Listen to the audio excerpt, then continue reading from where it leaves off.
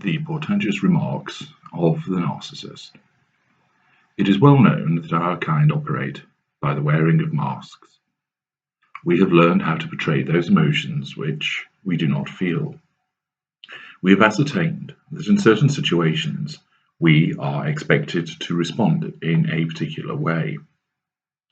We know that by donning a particular mask, we are more likely to charm and seduce you.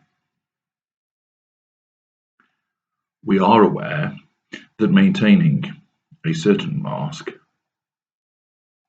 enables us to keep the pernicious malevolence that lurks beneath in check, so that we can achieve acceptability and the advancement of our agendas. There are occasions when we will give you a glimpse of what lies beneath this mask. By this, I do not mean when we whip the mask off and subject you to devaluation.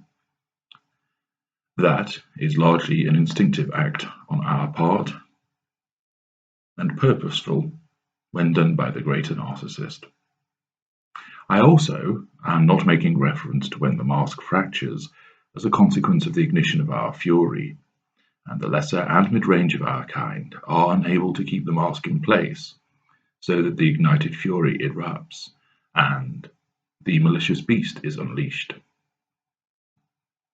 There are occasions, however, when we provide you with a fleeting glance beneath the mask as to what lies beneath.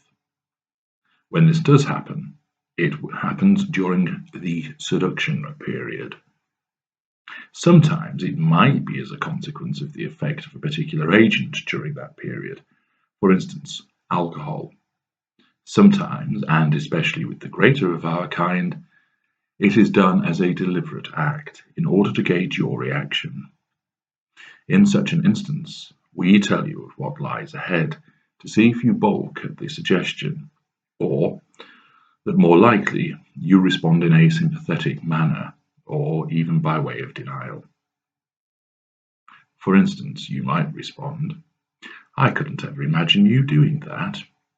Or you will say, "That won't happen with me though. It might have with other people, but I will treat you better than they have done." Or you may say, "You're not like that, don't be silly." Or, "I don't see you doing something like that. You are too pleasant." If you respond in such terms when you have been given such a warning, then this is a green light to us that we have you under our control, and that you will accord with our desires and machinations. It also allows us, when we do eventually behave in the manner described down the line during the devaluation, to throw it back in your face by saying, "I did warn you. Why are you complaining? I was upfront that this would happen. I told you so. It's no use crying about it now. I told you what I was like. I told you, and you chose to stay with me. It is your fault." Not only does this enable us to avoid blame, something we must achieve, it will also result in you reacting and providing us with fuel. With the lesser or mid-range of our kind, these comments are more akin to thinking aloud.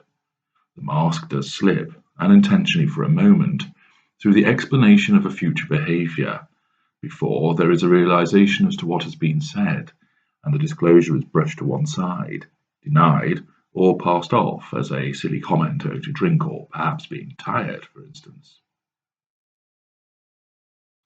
Why do these comments arise in such a manner from the lesser and mid-range of our kind? Perhaps is it guilt? Perhaps it's remorse?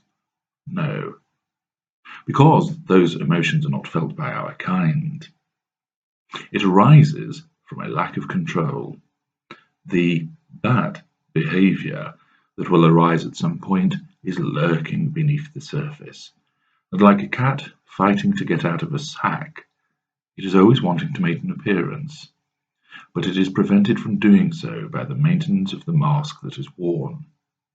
Occasionally, through the loss of control, it may be drink, it may be fatigue, it may be through inattention, what lurks beneath makes a brief and fleeting appearance before the control is exerted once again by the lesser or the mid-range narcissist.